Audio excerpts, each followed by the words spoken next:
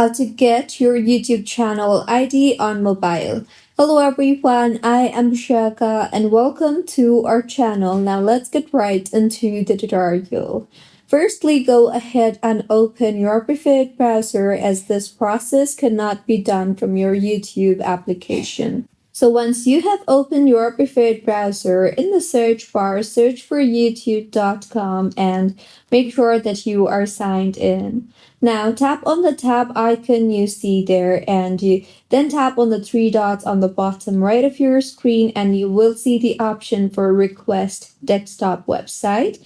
So tap on the request desktop website option and then tap on your profile icon on the top right of your screen. Here you will see the option for settings. Tap on that and then tap on the advanced settings option you see there.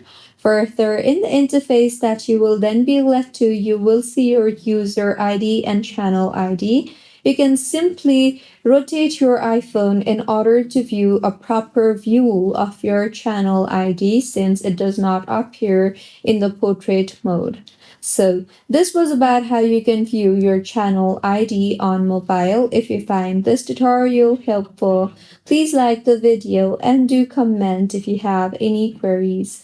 Also, do subscribe to our channel for more helpful tutorials like this. See you on the next one.